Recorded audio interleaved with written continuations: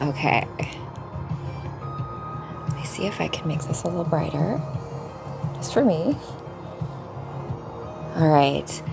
Welcome, everybody, to the Cosmic Comic Book Club. This is the Astrology edition.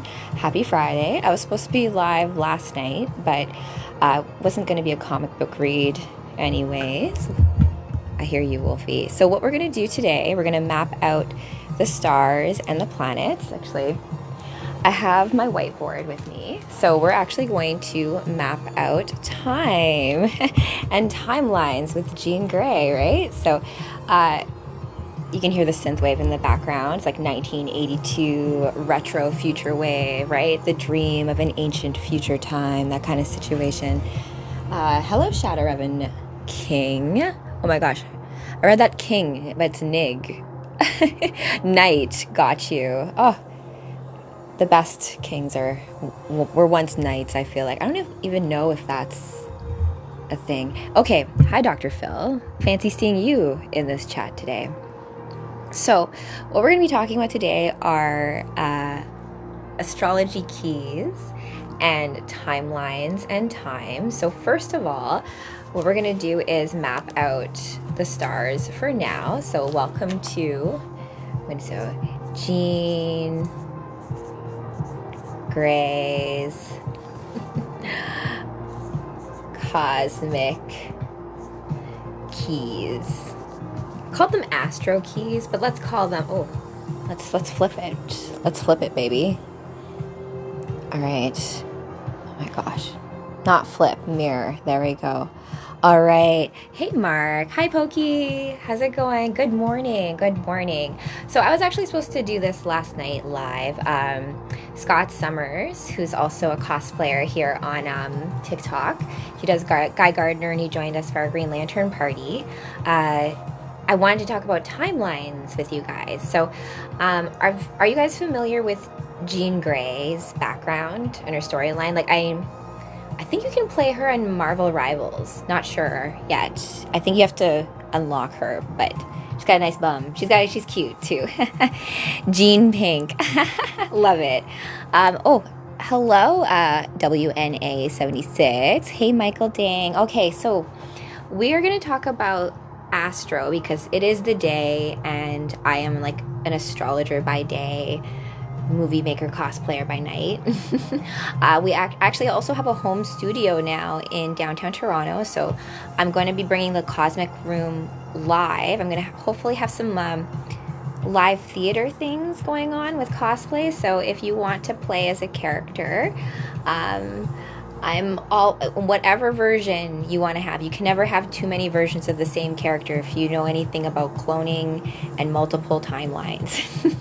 So there are other Jean Greys out there. I welcome cosplaying with other Jean Greys, as well as Emma Frost, right? The White Queen, who there's like this rivalry with Jean because of Scott Summers. But I'm not going to get into the Loki, the god of stories. Oh goodness, I love Loki a lot. There's a cute little clip on YouTube, you guys, of oh my goodness, who's the actor who plays Loki in the movie? Anyways, he was dancing to Rasputin, and it was cute. It was like he had some good moves. I was like, I could shuffle with you, baby. But how fun would that be if you had like a dance musical, like a superhero dance musical? There'd be licensing problems, of course, but if we did it all for fun. Oh yeah, Tom Hiddleston, yes. Thanks, Pokey. White Phoenix jeans always look so dope. Oh, I have to work on the other versions of Phoenix. Actually, that's a good, so let's talk about Cosmic Keys. What we're going to do first, my friends, my superhero friends, I'm going to first give you my lens on astrology. I was having a conversation with, we had a party the other day, and I was talking to, you can see the mushies behind me, right? So, we were talking a little bit about astrology, and he was like, well, I don't really believe in astrology. And I'm like, oh, like, I don't think astrology is anything to be believed in. Just like how, like, I think on some level, each of these stories, have I seen the new Fantastic Four movie? I have not yet seen that movie yet, Pokey. We should have, if we were all in the same city, it'd be fun for us to all go to a movie together. It's so fun. New Silver Surfer is so cool. Silver Surfer's got its own storylines. I'm not going to go on a tangent because I so could, but I won't, because there's Galactus. There's also the son of Sue Storm and Franklin Richards. I just brought up Sue Storm. I love her a lot. The Invisible Woman. I relate to her in the sense of like, your power is basically not being seen and operating in a way that like is invisible. But like, remember, a lot of gifts can be curses if they're not wielded in a respectful way, I guess is the right way to maybe put it. Susan Storm is a baddie. Maybe you could play a version of her, Pokey. All right, Spider Carnage. Hey, Spider Carnage, how's it going? Question for you, Spider Carnage. Who would you cosplay as? And like, if we had like a actually, let me show you some comic books that, no, I won't do that as this, because a lot of my comic books from my sister, they're all DC. She's a DC purist. She only reads DC comic books, but she loves Thor because she loves Norse myth, which, like, I've just started playing Baldur's Gate with her, so stay tuned for live streams of that. I play her in Marvel Rivals and Fortnite. So you are her. Pokey, right? Dr. Doom or God Emperor Doom? Oh, legit, Spider Carnage. How do you feel about the casting of Robert Downey Jr. as Dr. Doom? Dr. Doom's one of those characters, like, I always say this has been my struggle in writing my own comic book and my own story, is like writing villains, right? Because when you have a superhero that's like got really cool powers and stuff, you need to have this foil in order for you to realize, or for that to be observed, right? How cool that is. Can we play Baldur's Gate? Yes, we can all play Baldur's Gate 3. Yeah. So I'm playing. So typically in D&D, magic scares me, like learning spells and spell slots and what the heck that's all about. So I typically play as like a rogue, like assassin, or a fighter, or something a lot more like physical, like, you know. Join the yes. Pokey, yes, totally right. Please do join the Discord. I play literally like 2 games mostly. Halo, the Master Chief Collection, and Borderlands. And Borderlands 4 is coming out, right, in September. So that's going to be pretty sick. I would love to have a gaming party in my studio, because we have these beautiful screens where we can game live. Gaming in cosplay as a character in the game. What the heck? How meta is that? And then we'll break reality. It'll be great. Hi, Wolf. He came just in time. Want to say hi with your new haircut? Oh, yes. Hello. Say hi. Look, they're claiming I took all your hair, Wolfie. Did I? Tell the truth. All right. Wolfie's done. We have some crypto and Kara Zor-El stuff to do. The sock collector. You know what? I'm actually working on a side-scrolling not RPG game. It's just a game called Quantum Wolfie Adventures. So in my book, Wolfie's in the book. We are all, so many of you guys are probably in this book too, because it's a fantasy science fiction book, but it's based on real life. And based on all the friends that I've met along the way. So maybe some of you are in it, you just don't know it yet. But Wolfie, in that book, me and my hubby send him back in time to shift the timeline so that we express our powers sooner rather than later, and so that we have a strategic advantage in the forever war of light and darkness throughout the cosmos. So stay tuned for all that. That's been what I did flip the universe. The hairless taco.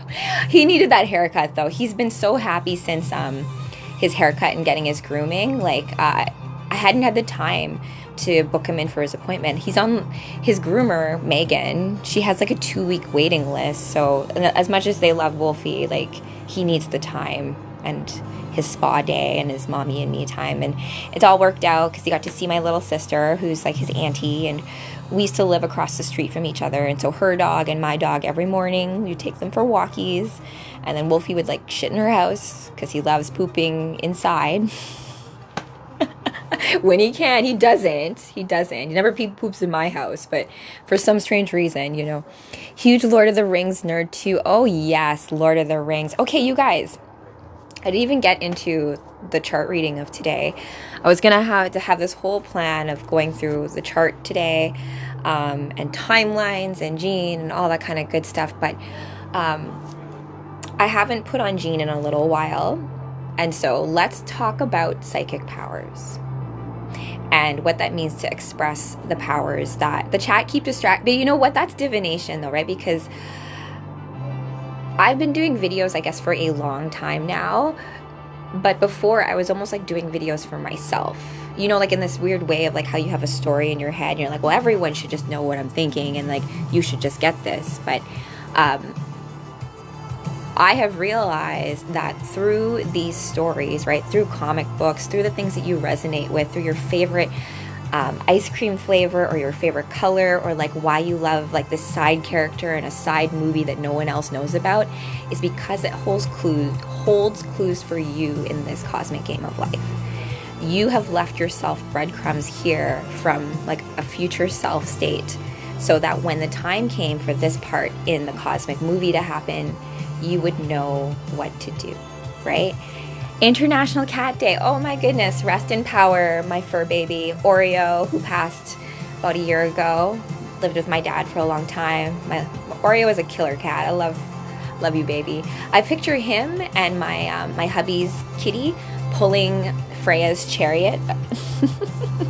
Because Freya, the goddess of love and beauty in Norse mythology, she has been said as like having two cats pulling. No, I'm not. I'm actually not. Santos Bonacci, yes. Ish. I'm not. I'll put it this way. Okay, so here's my background when it comes to, if you want to get all educational about it, I'll let you guys in on the gene keys that I've been doing some research in, and let's have a dialogue about it, because an astrotheologist, I love that term, John. I've been saying that I'm multi-theist. I'm multi-religious. I believe in all the sacred books.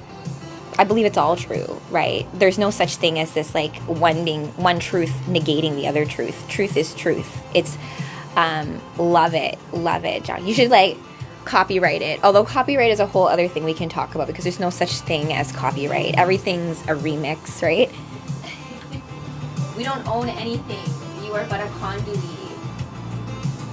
Even turn it down from here because of my gloves. Let me see if I can do it from the speaker. There we go.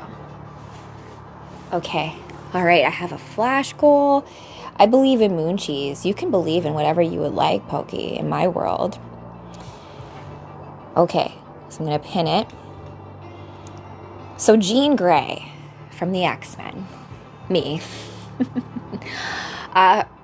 I cosplay as characters that I have resonance with, which is why I don't cosplay as Catwoman. I would cosplay as Catwoman maybe some of the time, maybe in like a sexy little movie, but not normally, because I don't necessarily relate to that character archetype, right? When we talk about archetypes, people have different terms for it. I grew up learning, I have a double honors degree in psychology and English literature from the University of Manitoba. Then I came out to Toronto and I did a postgraduate in corporate communications and public relations. But before doing that, I did journalism. So I did all these things. I was trying to figure out what the heck I was trying to do here in this world. And to be fair, I don't think there's no vocation, no career of like, I'm here to save the world, baby. I cosplay as Punisher. That is perfect, John K. I love the Punisher. And you can have some conversations with a friend of mine where she doesn't like the Punisher, and my sister does a female version of the Punisher. So that's a cool kind of thing to play as too. Probably because I lost my whole family early too. Ooh, do you feel like you have a calling, kind of like the Crow, or these darker archetypes where you're here to set the wrong things right? You know, an idea of twins. People think we're twins, but I was born 3 years before her. So she was 1988 and I was born 1985. And if you were born between the years of 1984 and 1993, holla at ya, girl. You are Pluto and Scorpio, and we can talk a little bit about what that generation means. Because I had an astrologer named Lada. The way she talks about the generations Like when we talk about millennials and Generation X, we get those terms actually from these like old guys. I forget. They're like social scientists from back in the day, and they just coined it. It's all a classification and a model. Anything that we're talking about is just a model of things, right? So whether or not, oh my gosh, John K, I just got like a full body tingle when you put your birthday in there. I'm 85. I'm born in 85 as well. Did you turn 40 this year? Oh my gosh, crazy. First, you're so in the book. Oh my gosh. Oh wow. Oh wow. All right. Hold on for that. I'm going to put that like that bookmark over there. Speaking of past timelines and us meeting again, like I like to say to people like so nice to meet you again in this lifetime. Let's hope we beat the game this time. All right. So Jean Grey was actually she's an Omega level psychic. So when it comes to the X-Men, what I truly adore about the X-Men, we had to roll up our car windows. Pokey, what year were you again? I can't remember if you're like the generation. There's Pluto and Libra that comes before Scorpio 19. Wow, that's pretty powerful too, though, Pokey. That's very powerful. So after Pluto and Scorpio comes Pluto and Sagittarius. And that generation, Sagittarius is much more, so Pluto's very like aware of the dark side, right? Aware of the occult, aware of all the hidden strings and the pulleys and ropes in the back end of reality, the backstage, right? I consider if you're born in the 90s though, Pokey, you're a different breed though, as well, than even the other Pluto and Sagittarius is. Pluto and Sagittarius, like Sagittarius in astrology, like you can see here, like is the sign that's known as like the Gnostic sign, because it's like this focus on truth and like ultimate truth and like not wanting to deal with all these like menial material stuff and just get right to the point, right? So there can be a level too of almost like knowing too much, and you know that whole nihilistic feeling of like, well, if I know how this all goes anyways, what the heck is the point, right? The point is the journey, right? Not the destination, right? And so it's like, and the friends you make along the way. But so I think Pluto and Sagittarius, they are I think they have a responsibility to start to forge that bridge between immaterial and material in a way that doesn't need like institutions around it, right? Pluto and Scorpio can, hey Jay, oh, 1989, yes. Blade Runner, I think, came out in 1989. So I love, go to the year of your birth, my friends, and look up all the pieces of art that came into form when you came into form. You will find in them breadcrumbs for you when it comes to your Libras are the best. Oh, I'm married a Libra. My husband's a Libra. So I'm a Taurus. He's a Libra. We're both ruled by Venus. So the themes of beauty and love, they're at the forefront of things, right? But important to note with the goddesses of love and beauty, they're typically also goddesses of war, because there's this concept of defending what you love, right? And being that. So Batman came out. Oh, yes. Yes, I love Batman too. We're going to get into that too, because I love that girl, Barbara Gordon. I resonate with her so much too. So all of the different characters that I cosplay, my moon, so something to look at your moon sign is as well. So your sun sign is like, if this is like a grand stage, like William Shakespeare said, like all the world is a stage, your sun sign is your main character that you play on the stage, like your main personality, what you grow into being, right? There is your rising sign as well, which is also known as the ascendant, and that's dictated by the time of day you were born. So someone who's born in the early morning versus someone who's born at lunchtime versus someone who's born in the middle of the night is going to be imprinted with different energies. And so you have a sign that's ascribed to that. And that's more of your persona, like how other people perceive you. Your moon sign is this deeper inner child, inner mother, more subconscious self, who only the people that are closest to you get to see. So my moon sign is Gemini. When I first discovered this, I was like heartbroken because I felt I had some stigmas against Geminis. I now don't have that anymore, where I was like, they're two-faced, they're too busy like trying to please everybody, other people. They're always like trying to like float from one thing to the next. You can't catch them, but there's so many gifts with Gemini as well. And also I had to realize when I was doing that to myself, like when I was being flaky to myself, when I was being two-faced to myself, when I was lying to myself. So in knowing thyself, you can then to thine own self be true, right? But a lot of times we spend our lives like hiding from parts of ourselves. And so I've found that with cosplay, I've been able to almost play thought experiments. Hold on. My hubby's going off about certain things. We're actually going to go to the beach a little bit later on today. I think I'm going to see if we can live stream that. But for sure tonight, we're going to be doing I'm hopefully going to do a Zatanna Constantine live stream, synthwave set. We'll see how it all plays out with what cosplay I want to do tonight. But probably yelling at Halo. Kevin's not as bad as me, though, for that, Pokey. Okay, so let's get into Jean and what I actually wanted to talk to you about today, because time is running and I've got to change out into bikini and go out and make the most of the rest of summer. So Jean Grey, the X-Men. I love the X-Men a lot because the way that they've expressed superpowers is through like an X gene, right? And the X-Men, out of all of, let's say, the superheroes that exist, they are the ones that are almost like Jean has many conversations with Scott about this, where it's like, why do we fight to protect those that fear us or hate us so much, right? And we're not even genetically the same, right? Because we carry something that's different, but you're still human, right? I love how it expresses too, right? And so growing up as a kid, I was a really weird kid. Cheers to all the weird kids out there. And that's why comic books, I read everything, all that kind of stuff. I loved going to the library with my dad. I was also lucky because my father was a professor in computer science, and he would have conversations with me and my sister that he never talked down to us. I talked to my dad about like different dimensions when I was like 8 years old, how like if like, for example, a cube is in the third dimension, right? And so when you have a square that's 2D, that's a shadow of the third dimension. And so us existing in 3D means that we're the shadow of the fourth dimension. So that means that the fourth dimension must exist, even though we can't perceive it.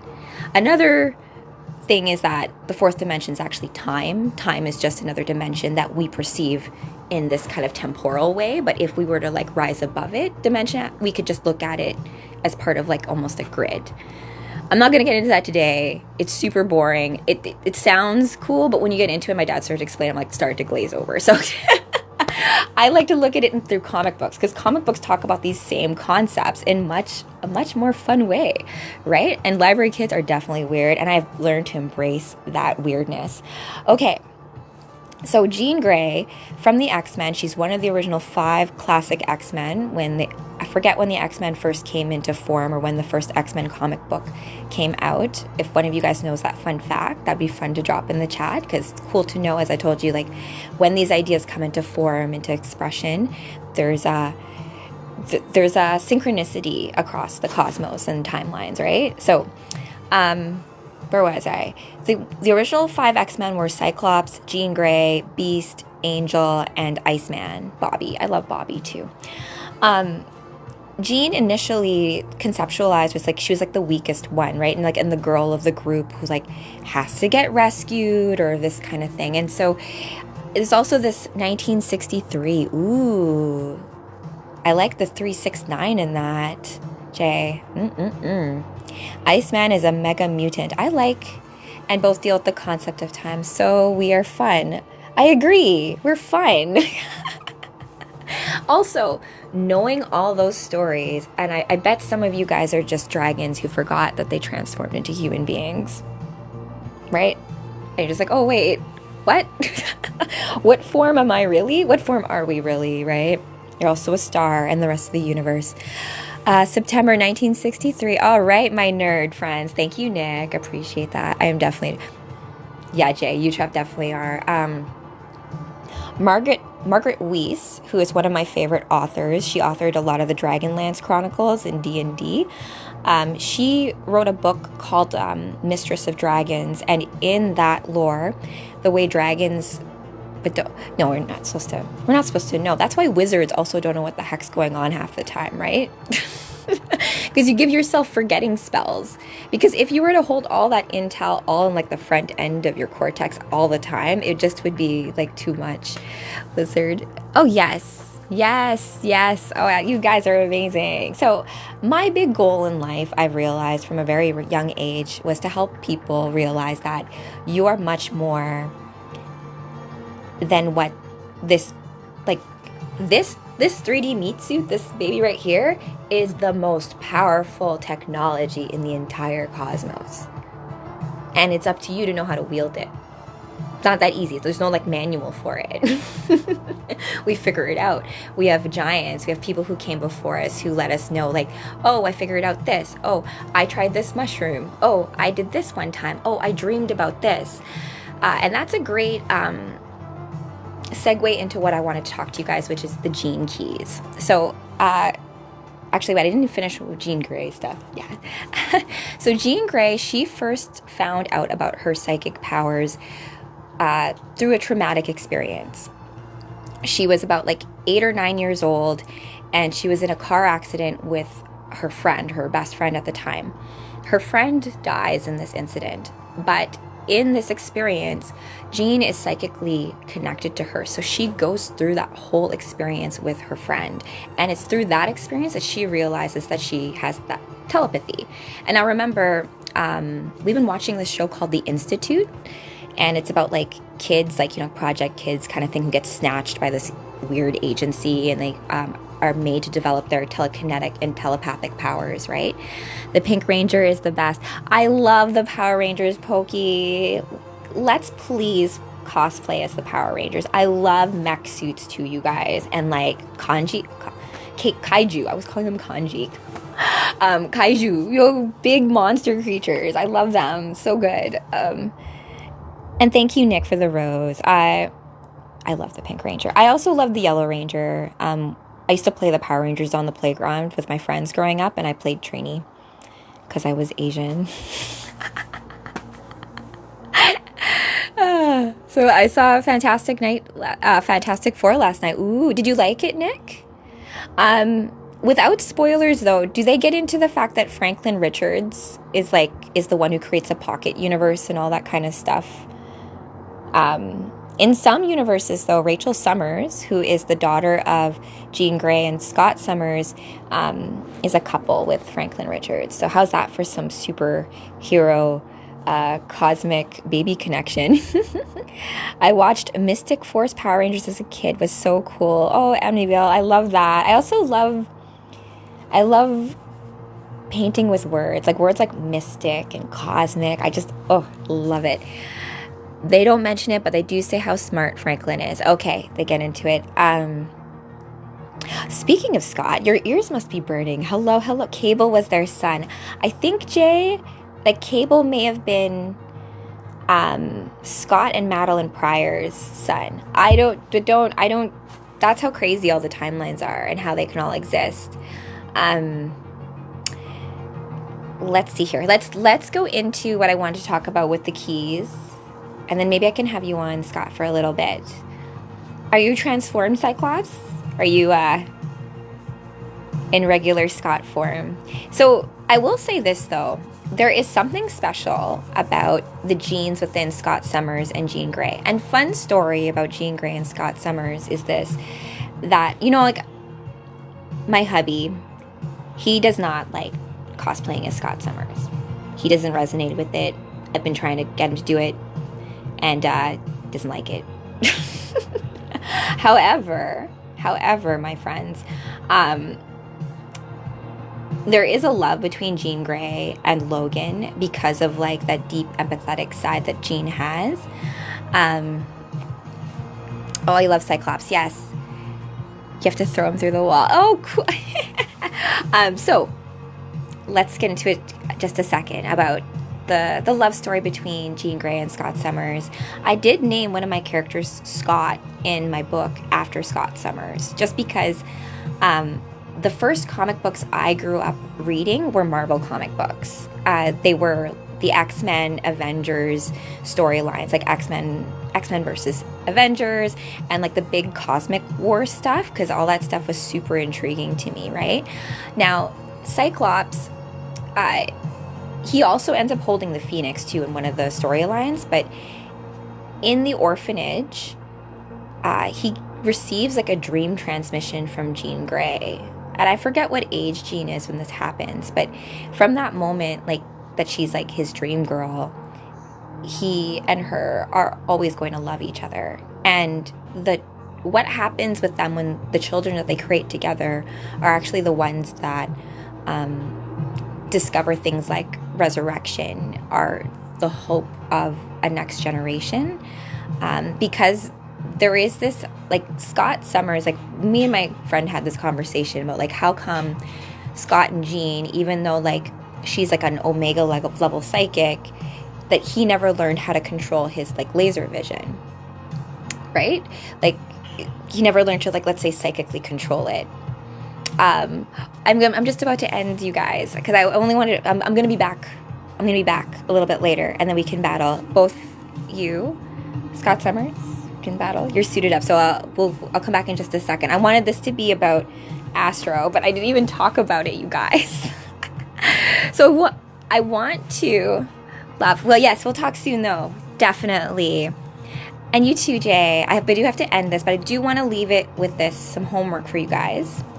Love you too, Nick. Thank you guys. And thank you guys for showing up and playing along, right? Because this game is so much more fun with friends, you know, who can play with you, and we amplify each other, right? It's not like, oh, I have this idea and you have this idea and they like battle each other. Instead, they kind of like explode and make something bigger. I don't do homework. You have to do it for. Come on, Pokey. I know you do homework. You're an Aquarius. Like, you're very smart. Or maybe it's one of those things where like you're too smart to do homework. That kind of thing. All right, so Gene Keys. Kind of crazy too, because Sydney Sweetney's was getting a lot of like flack for American Eagle. I'm not going to talk about that. I'm not going to go into it. It's stupid. So we're going to Gene Keys. So what are the Gene Keys? Thanks, Brad. So the Gene Keys are actually a model. Oh my gosh, I forget his name. Richard Rudd, I think, is who came up with it. I'm going to call him a clairvoyant, someone who, let's say, is like psychically tuned, right? I think he went through a spiritual awakening, whether that's like a near-death experience. I don't know exactly the terms of it, but he basically got a message of 64 archetypes. So 64 archetypes or Gene Keys. And so if you go like search up Gene Keys into your browser, you can find out your own Gene Keys. So you basically have 4 of them, and the 64 archetypes are actually based on something called the I Ching, which is the Book of Changes, a sacred text from like Chinese mythology, and it can be used for divination, all that kind of stuff. Yes, look it up and put in your birthday, and next time we meet, I want you guys to know what your keys are, right? Because we're going to use those keys and we're going to break open your gifts, right? And what those gifts look like, because one of my Gene Keys, you guys, is 41. And if you look into that, 41 is the key of like immortality. It basically told me that like I get to figure out how to fix this, and then once I figure it out, humanity figures it out. Confirmed Nintendo 64 is a Gene Key. Yes, so I love the double entendre too of Jean Grey, right? With this idea of the X gene in the X-Men as being that key behind what activates a superpower.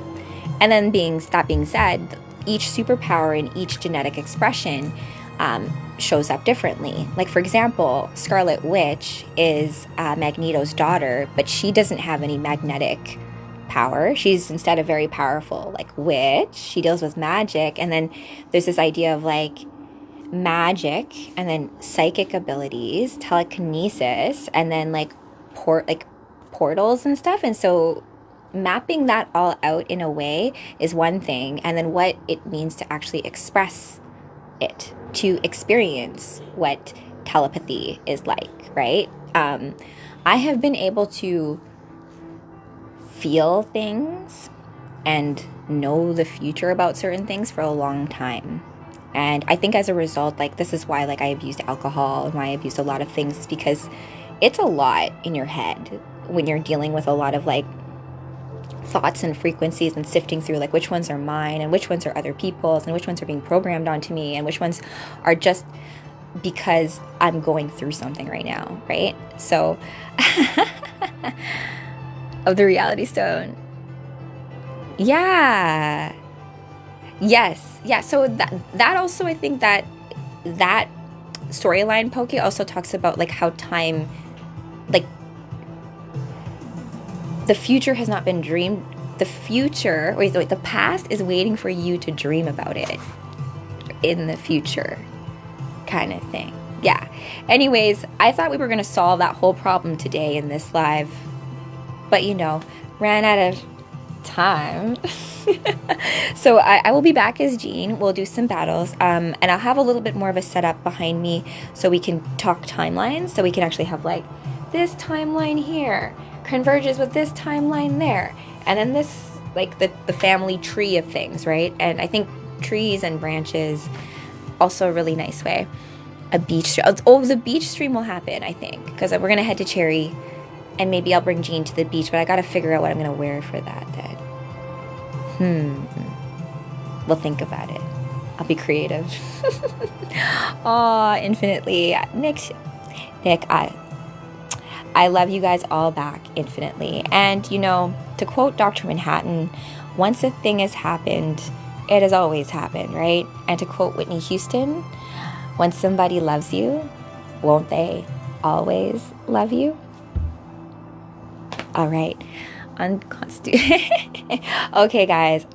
You guys have been a blast. This has been so much fun. So much fun to bring back Jean. I love putting her back on because her powers come from empathy. And so sometimes we're taught that, like, to love is to be in a place of weakness. Instead, your love can be your infinite point of strength. And so take this time. Oh, thank you, Scott. Appreciate that. Always love you, Scott Summers. All right, guys. Thank you so much for joining me. And remember, it takes true courage for you to be you in this cosmic game of life. So remember to be exactly you, because the universe is counting on you. Until next time, my superhero friends, goodbye.